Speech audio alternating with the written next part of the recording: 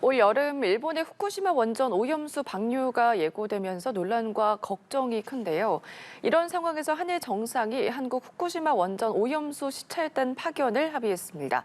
우리 시찰단이 오는 23일부터 이틀간 일본을 방문할 예정인데 우려와 기대가 함께 나오고 있습니다. 자세한 내용 강건욱 서울대 핵의학과 교수와 짚어보겠습니다. 어서 오십시오. 네, 안녕하십니까? 예, 우선은 한일 정상회담 성과 중 하나입니다. 일본의 후쿠시마 원전 오염수 방출과 관련해서 우리나라 시찰단을 파견하기로 합의를 했는데 우선 이 결과 교수님께서 어떻게 좀 보십니까? 네, 그래도 뭐 굉장히 다행스러운 일이라고 생각합니다. 네. 우리가 이제 직접 가서 이제 볼 수 있는 좋은 기회를 얻은 것이죠. 그렇군요. 우선 일본이 IAEA 외에 다른 나라 차원의 조사단을 허용한 거는 굉장히 이례적인 일이잖아요. 이건 어떻게 좀 받아들일 수가 있어요? 그러니까 아무래도 이제 일본과의 이제 외교 관계가 이제 좋아지려고 이제 하다 보니까 이제 이런 기회를 얻게 된 것 같고요. 예. 뭐 이런 기회를 잘 살려야 되지 않을까 이런 생각이 듭니다. 네. IAEA에 대해서 저희가 잠깐 언급을 하긴 했는데 국제 원자력 기구 IAEA에서는 계속해서 후쿠시마 원전과 관련해서 모니터링을 하고 있고 보고서를 내고 있지 않습니까? 지금 보고된 내용이 지난 4일에도 발표가 있었고요.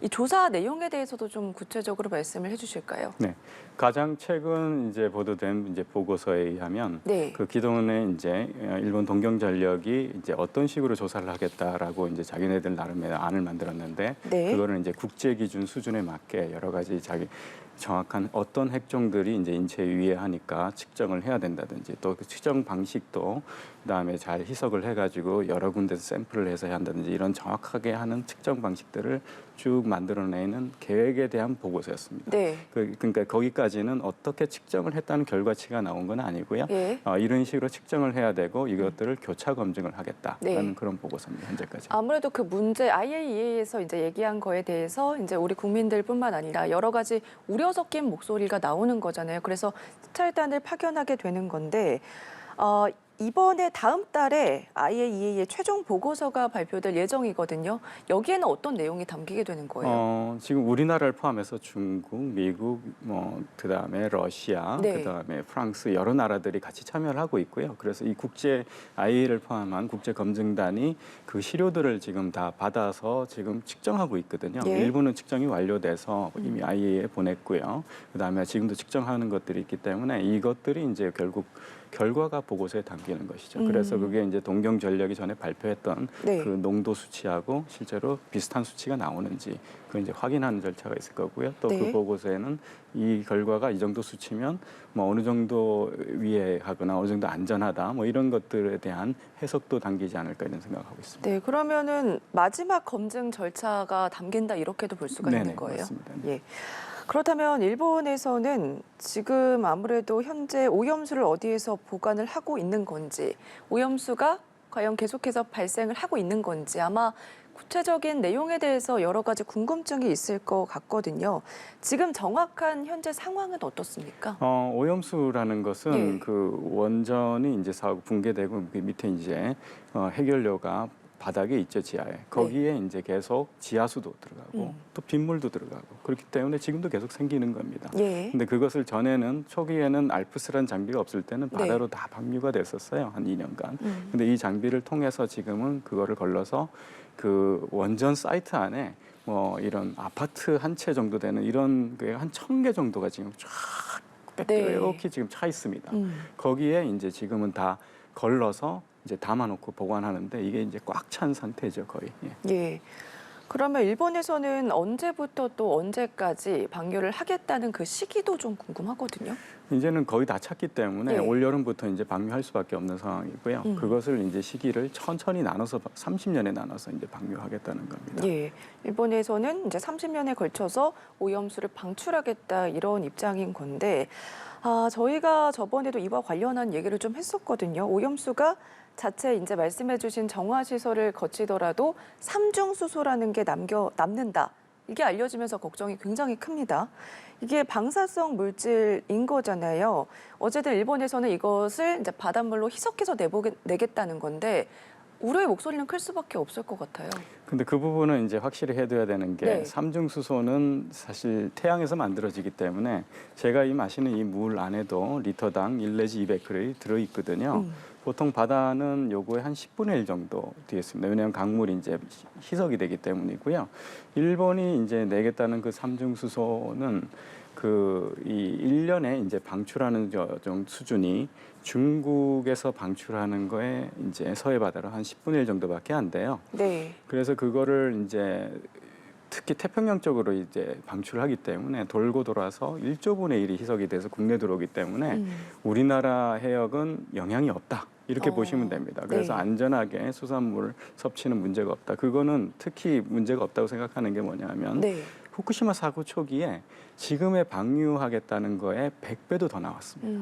그런데 지금 10여 년간, 12년이 지났잖아요. 지금도 우리 그 한국원자력안전기술원에서 각 지점마다 삼중수 측정을 다 하고 있고요. 네. 그 후쿠시마 사고 이전에도 측정을 했었습니다. 근데 그 두 개의 차이가 전혀 없어요. 네. 그 이유는 태평양이 워낙 넓기 때문입니다. 그래서 이거는 전형적으로 일본 앞바다, 후쿠시마 앞바다의 오염의 문제지 우리나라로 이게 번질 가능성이 있다. 이거는 전혀 과학적이지 않습니다. 그렇다면 뭐 인체에 영향을 미치는 것도 굉장히 적다 이렇게 볼 수가 그렇죠. 있을까요? 없다고 봐야죠. 왜냐하면 이 물에 100만 분의 1이 들어온다고 생각하시면 됩니다. 이 물 안에 있는 삼중수소. 네. 네.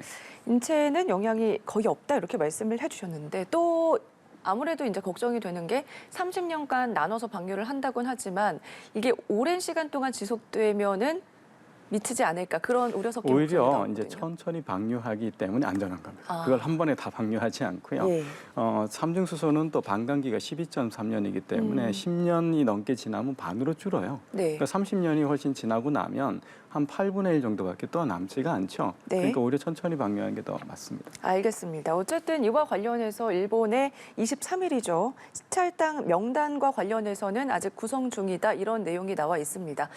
전문가로서 보기에는 어떻게 구성이 돼야지 조금 더 실효성이 있다 이렇게 좀 보십니까? 저는 이제 전문가들로 구성이 돼야 된다 생각합니다. 그러니까 우리나라 같으면 한국원자력안전기술원 여기에는 이런 것만 조사하고 하시는 전문가들이 있고 이번에도 IAEA 그 조사단에도 검증단에도 들어가 계십니다. 그래서 이 우리 원자력안전위원회와 한국원자력안전기술원 또 이게 바다와 관련돼 있으니까 한국 뭐 해양과학기술원이라든지 네. 이런 전문가들이 들어가 있으셔야지만 거기 현장에 가서도 미리 우리가 어떤 걸 봐야 될지도 알 수 있을 거고 네. 거기 가가지고 우리가 구체적으로 그러니까 일본에서 보여주겠다는 것만 보는 게 아니라 우리는 이러이러한 것들을 보겠다라고 이제 미리 얘기도 할 수 있고 현장에 가서도 요구도 할 수 있습니다. 네, 어쨌든 뭐 후쿠시마 오염수 방류 시찰단을 통해서 우리 국민의 걱정을 조금이라도 더 덜어주면 좋을 것 같긴 한데요. 현지에 가서 주로 어떤 부분을 보면은 더 좋을지 그리고 일본 쪽에서는 어느 부분까지 좀 보여줄까요? 아마 뭐 현지 사이트에 가서 그거를 뭐 이런 탱크에서부터 어떤 식으로 이제 그걸 배출하는지 지금 관 같은 것들을 묻었다 그러는데 뭐 그런 것들이라든지 시설이라든지 네. 또는 그것들을 이제 측정을 그동안 뭐 검증단에서부터 측정도 했으면 그런 것들을 어떤 식으로 측정을 하는지 뭐 이런 것들은 이제 보고 오면 좋겠죠. 아마 그런 것들은 네. 굳이 뭐 IAEA한테 벌써 보여줬던 거기 때문에 뭐 안 보여줄 리는 없다고 생각합니다. 알겠습니다. 사실 일각에서는 이번에 시찰단 파견을 놓고 일본의 방류 명분을 주는 거다 뭐 이런 비판도 나오고 있고요. 아무래도 이런 걱정이 나오는 거기 때문에 사전에 좀 준비가 꼼꼼히 필요하지 않나 이런 생각이 들거든요. 뭐 이제 정부에서도 그렇고 뭐 구성안에 대해서는 뭐 나중에 구체적으로 나올 거지만 어떤 부분을 조금 더 중점을 둬야 된다 이렇게 보십니까? 저는 약간 아까도 이제 말씀드렸지 이제 네. 전문가들로 이제 구성을 해서 확실하게 이제 우리가 뭘 보고 올지를 이제 알아야 되는 것이고요. 네. 이게 뭐 방류의 명분을 준다 뭐 이런 거는 사실 이미 일본은 방류하기로 결정을 했습니다. 네. 네네. 그렇기 때문에 이거를 IAEA 검증단이라든지 이런 걸 통해서 국제적인 기준에 맞게 그런 절차에 맞게 하는 것을 자기네들이 기다리고 있는 것뿐이죠. 예. 그래서 뭐 우리가 뭐 어떻게 한다고 해가지고 뭐 방류를 막을 수는 없는 것 같고요. 그럴 때 이제 저는 가장 우려스러운 거는 우리 국민들의 쓸데없는 공포로 인해서 우리 해역에서 잡히는 수산물 섭취가 안 하는 그거 제일 저는 걱정입니다. 예, 그걸 알겠습니다. 통해서 결국은 다른 육류를 섭취하는 것은 암 발생도 증가하고 심뇌혈관 질환도 증가되기 때문에 네. 건강 자체를 실제로 위해가 오게 되는 것이죠. 알겠습니다. 예, 오늘 말씀은 여기까지 들어보도록 하겠습니다. 지금까지 강건욱 서울대 핵의학과 교수와 함께 짚어봤습니다. 고맙습니다. 네, 감사합니다.